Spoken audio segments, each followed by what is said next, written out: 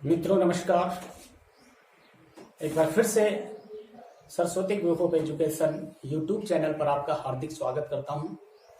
मित्रों, हम पढ़ रहे थे चैप्टर नंबर 6 पादपों में जल अवशोषण व रसारोहण। आज हम बात करने वाले हैं जल अवशोषण की क्रियाविधि। स्टूडेंट्स, यहाँ हम ये पढ़ने वाले हैं कि पादपों में जल अवशोषण होता है, कैसे होता है, जड़ों द्वारा अवशोषित जल कैसे पत्तियों तक पहुंचता है, कैसे विभिन्न अंगों तक पहुंचता है। तो ये आज हम इस टॉपिक में पढ़ेंगे। सबसे पहले अपन बात करते हैं, देखिए क्रेमर ने 1949 में 1949 में बताया कि जल अवशोषण दो प्रकार से होता है। कितने प्रकार से होता है? दो प्रकार से। क्रेमर के अनुसार जल अवशोषण पादपों में जल अवशोषण दो प्रकार से होता है, और ये दो प्रकार कौन कौन से हैं? फर्स्ट तो था निष्क्रिय जल अवशोषण,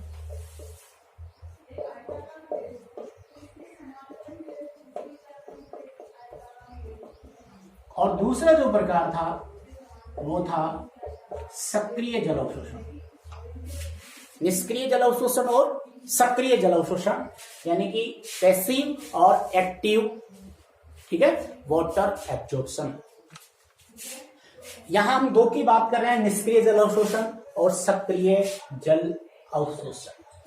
याद रखिएगा, पादपों में जल अवशोषण निम्न दो विधियों द्वारा होता है। वो दो विधि कौन कौन सी है?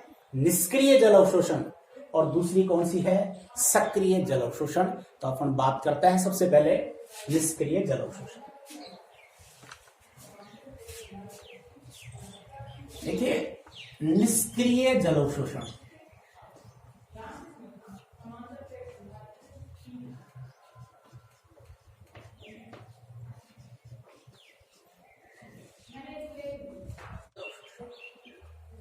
अभी हमने पढ़ा कि क्रेमर के अनुसार जल अवशोषण दो प्रकार का होता है, निष्क्रिय जल अवशोषण और दूसरा कौन सा होता है? सक्रिय जल अवशोषण।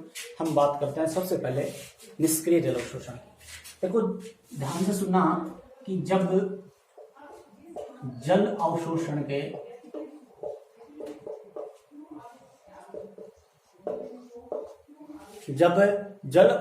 के कारक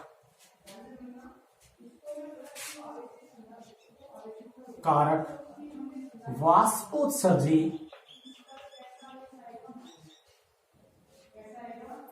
पृष्ठ। वाष्पोत्सर्जी पृष्ठ क्या होता है? पत्तियां होती है प्राणी, पत्तियों में। देखो, जब जल अवशोषण के कारक पत्तियों में स्थित होते हैं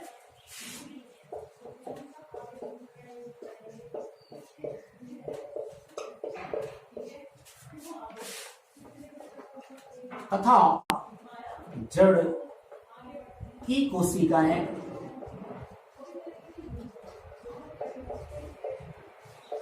केवल मार्ग का कार्य करती हैं,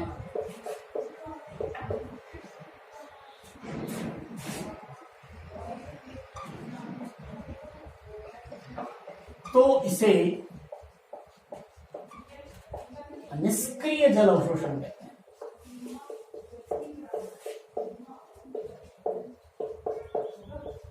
और सक्रिय जल अवशोषण इसके विपरीत होता है, जो भी हम बात करेंगे। देखो, जब जल अवशोषण के कारक किसमें हो? पत्तियों में स्थित हो, और जड़ की कोशिकाएं केवल और केवल मात्र किसका कार्य करती हो? मार्ग का कार्य करती हो, तो इसको अपन क्या कहेंगे? निष्क्रिय जल अवशोषण कहते हैं। अर्थात आवश्यक बलों की उत्पत्ति पौधे के वायवीय भागों में होती है। अर्थात अपन ये कह सकते हैं कि आवश्यक बलों की उत्पत्ति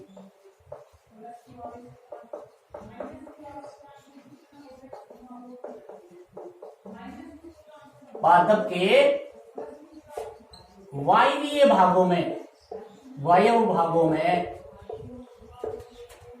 होती है। हम ये कह सकते हैं कि आवश्यक बल, जो बल उत्पन्न होता है वो कहां उत्पन्न होता है? पत्तियों में उत्पन्न होता है, और जल स्वतः ही जड़ों से होता हुआ कहां तक पहुंच जाता है? पत्तियों तक पहुंच जाता है। तो ऐसे अवशोषण को क्या कहते हैं? जल के इस प्रकार के अवशोषण को क्या कहेंगे? निष्क्रिय जल अवशोषण। यहां केवल मार्ग, जड़ की कोशिकाएं केवल मार्ग का कार्य करती हैं। बल उत्पन्न कहां होता है? जल अवशोषण के लिए बल कहां उत्पन्न होता है? पत्तियों में उत्पन्न होता है। और पत्तियों में जब जल की कमी होती है तो बिना ऊर्जा खर्च किए स्वतः ही जल कहां होता है? ऊपर की ओर खिंचता चला आता है। हमने पढ़ा था कि अधिक सांद्रता के क्षेत्र से किधर जाता है? जल कम सांद्रता के क्षेत्र की ओर गमन करता है। अपन सबसे पहले बात करते हैं इसकी क्रियाविधि की, क्योंकि अपन पढ़ रहे हैं जल अवशोषण की क्रियाविधि। ये थी जल अवशोषण की परिभाषा। अब बात करता हूं मैं क्रियाविधि की। देखो, सबसे ज्यादा जो जल अवशोषण होता है वो निष्क्रिय जल अवशोषण द्वारा ही होता है। इसमें किसी प्रकार की ऊर्जा की आवश्यकता नहीं होती। ठीक है ना। नेक्स्ट अपन बात करते हैं निष्क्रिय जल अवशोषण की क्रियाविधि। अभी हमने सक्रिय और निष्क्रिय जल अवशोषण की परिभाषा पढ़ी। नेक्स्ट अपन बात करने वाले हैं क्रियाविधि की। तो देखिए, पादपों में जल अवशोषण की प्रमुख विधि है। और बात करें अधिकांश पादपों में इसके द्वारा 96 से 98% जल का अवशोषण होता है। 96 से 98% जल का अवशोषण कौन सी विधि द्वारा होता है? निष्क्रिय जल अवशोषण विधि द्वारा होता है। इसमें क्या होता है कि पौधों की पत्तियों में, देखो पादपों की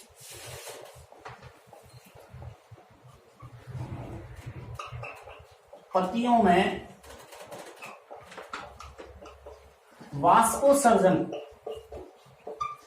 यहां हम बात किसकी कर रहे हैं? वाष्पोत्सर्जन की। देखो, पादपों की पत्तियों में, पौधों की पत्तियों में वाष्पोत्सर्जन क्रिया से या क्रिया के कारण क्या होती है? जल की हानि होती है।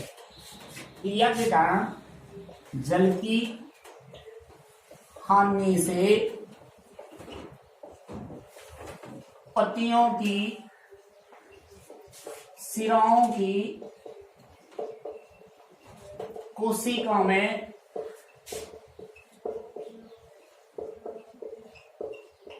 एक तनाव या खिंचाव, किसकी बात कर रहा हूं मैं? तनाव या खिंचाव उत्पन्न होता है। देखो, वाष्पोत्सर्जन के कारण जब जल की हानि होती है तो जल की हानि के कारण यहां क्या हो जाती है? सिराओं में जल की कमी होती है। और इस जल की कमी के कारण इसमें एक खिंचाव उत्पन्न होता है।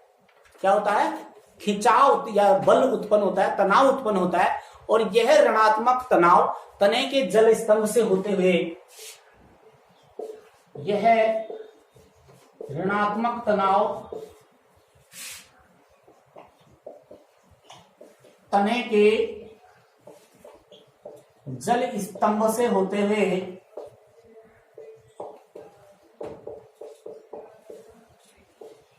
तने के जल स्तंभ से होते हुए कहां पहुंचता है? मूलों तक पहुंचता है। होते हुए मूलों तक पहुंचता है।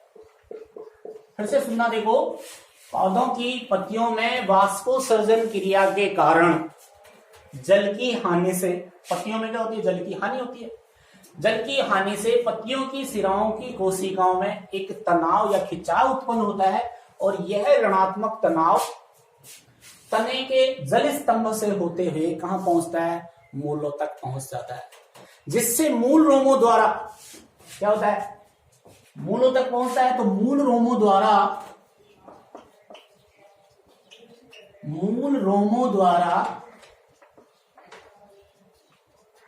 कौन सा जल? मृदा जल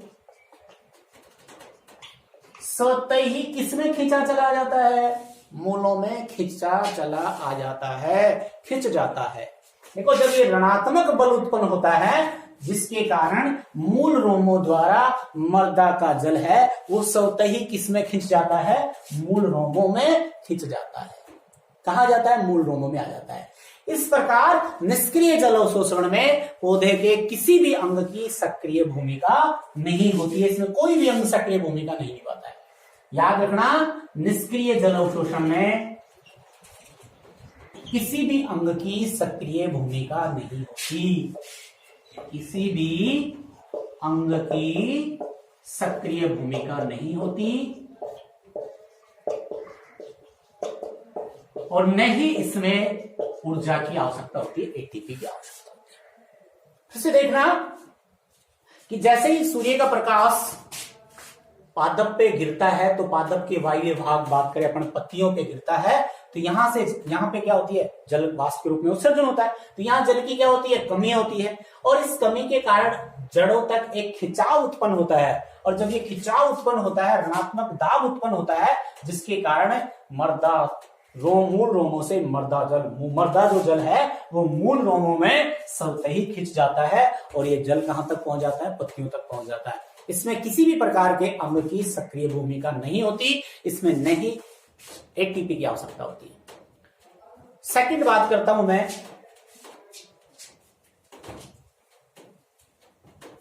सक्रिय जल अवशोषण। ये तो था अपना निष्क्रिय जल अवशोषण। नेक्स्ट अपन बात करने वाले हैं सक्रिय जल अवशोषण की। अभी हमने डेफिनेशन पढ़ी निष्क्रिय जल अवशोषण की, निष्क्रिय जल अवशोषण की क्रियाविधि पढ़ी, और अब अपन पढ़ते हैं निष्क्रिय के बाद में आता है सक्रिय जल अवशोषण।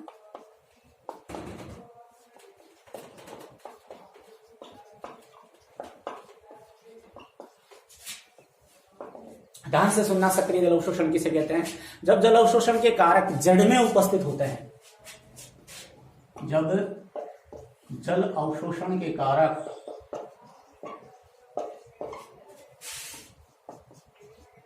जड़ में उपस्थित होते हैं,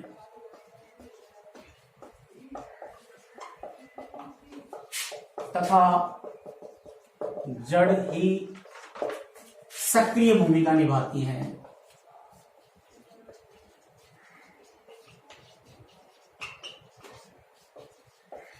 तो इसे क्या कहेंगे बोलो?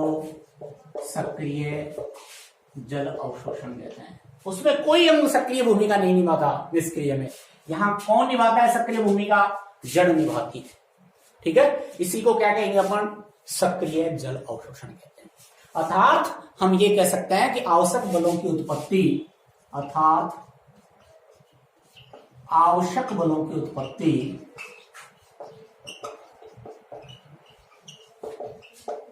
कहां होती है बोलो? मूलों में होती है। आवश्यक बल कहां उत्पन्न होता है? मूल में होता है, और जिसके कारण जल सब तक खिंच जाता है।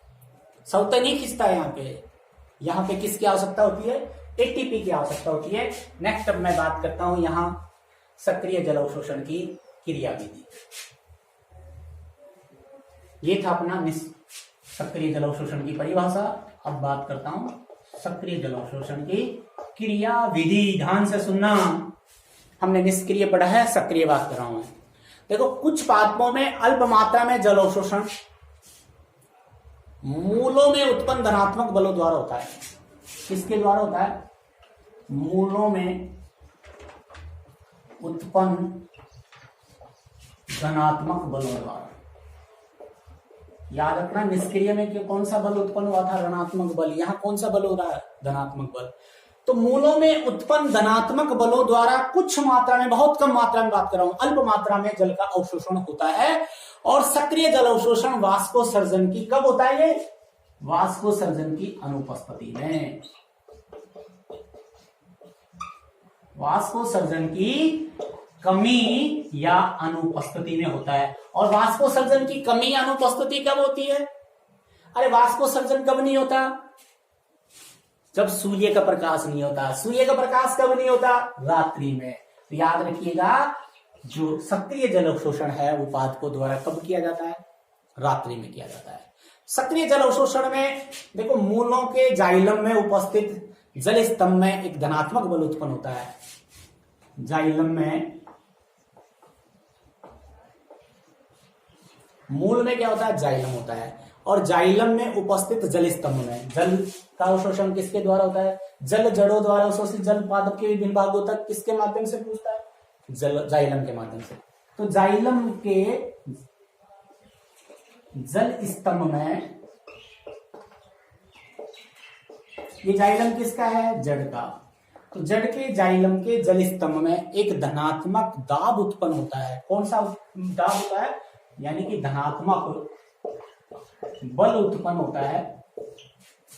या दाब उत्पन्न होता है, उस धनात्मक बल को, दाब को ही क्या कहते हैं अपन, यहाँ पे क्या कहेंगे याद रखना, मूल दाब कहेंगे। ये आगे भी आएगा स्टूडेंट्स, मूल दाब। तो देखो जाइलम जो है, जाइलम के जल स्तंभ में एक धनात्मक दाब उत्पन्न होता है और इस दाब को मूल दाब कहते हैं। और इस बल या दाब के कारण ही यहां अपन ऑस्मोटिक प्रेशर भी कह सकते हैं, बल भी कह सकते हैं, वही बात है। एक बल उत्पन्न होता है, वो बल कौन सा है, ऑस्मोटिक प्रेशर है। इसे क्या कह रहे हैं अपन, मूल दाब कहते हैं। और इस बल के कारण ही, इस बल के द्वारा ही मूल जो है वो मर्दा से बलपूर्वक, कौन से प्रेशर के कारण, ऑस्मोटिक प्रेशर के कारण मूल मर्दा से बलपूर्वक, यहां बात कर रहा हूं मैं, यहां बलपूर्वक सौता ही नहीं जाता, यहां बलपूर्वक खींच लिया जाता है। मूल क्या करती है, मर्दा से जल को बलपूर्वक खींच लेती है। किसको खींच लेती है, बलपूर्वक, जल को खींच ले। याद रखना, इसमें बलपूर्वक खींचने के लिए किसकी आवश्यकता होती है, एटीपी की आवश्यकता होती है। किसकी आवश्यकता होती है, एटीपी, एडिनोसिन ट्राइफॉस्फेट। और ये क्या है, ऊर्जा की इकाई है। एटीपी की आवश्यकता होती है, जो कहां से प्राप्त होती है, मूलों की श्वसनशील कोशिकाओं द्वारा। कहां से होती है ये, मूलों की श्वसन करने वाली कोशिकाओं से उत्पन्न होती है। ये प्राप्त, देखो मूलों की श्वसनशील कोशिकाओं से मूल को मिलती है क्या, एटीपी। और इस एटीपी यानी कि इस बलपूर्वक मर्दा के जो जल है, मर्दा जल, उसको बलपूर्वक मूल द्वारा खींच लिया जाता है। इस विधि द्वारा कुल जल अवशोषण का याद रखिएगा 2 से 4% ही होता है। तो स्टूडेंट्स, इसमें एटीपी की आवश्यकता होती है और ये वाष्पोत्सर्जन की कमी में होता है, वाष्पोत्सर्जन की अनुपस्थिति में होता है। यहां हम 2 प्रकार पढ़ चुके हैं, निष्क्रिय जल अवशोषण और सक्रिय जल अवशोषण। किसी प्रकार की कोई प्रॉब्लम, नो प्रॉब्लम। तो अब देखिए, हम देखते हैं इनमें अंतर, निष्क्रिय जल अवशोषण और सक्रिय जल अवशोषण में अंतर पढ़ेंगे।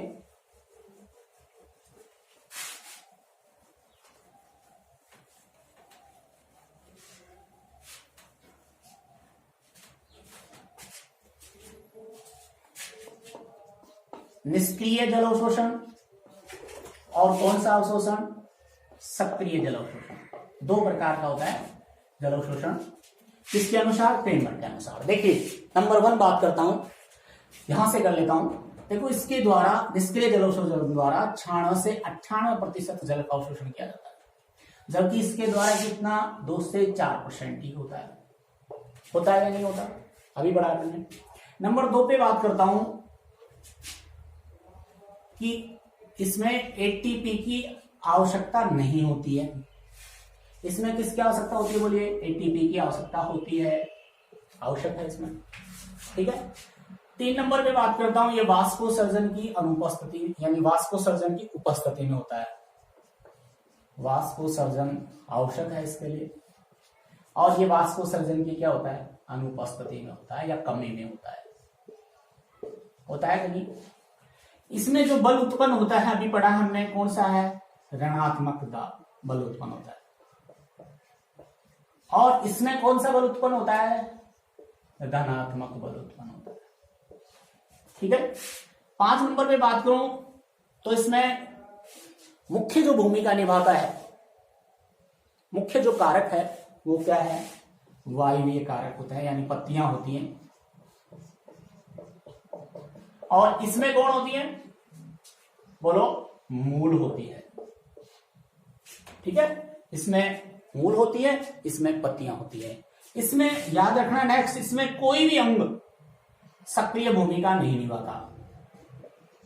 इसमें पादप का कोई भी अंग सक्रिय भूमिका नहीं निभाता, जबकि इसमें मूल जो है वो सक्रिय भूमिका निभाती है। स्टूडेंट्स, ये हैं इसके 6 हमने पढ़े, और भी बहुत सारे अंतर है। तो कई बार एग्जाम में पूछ लिया जाता है निष्क्रिय और सक्रिय जल अवशोषण में अंतर लिखिए, तो आप ये 6 अंतर लिख सकते हैं। तो ये हमारा आज का टॉपिक कंप्लीट। नेक्स्ट अपन बात करेंगे जल प्रवाह मार्ग। Okay, thank you.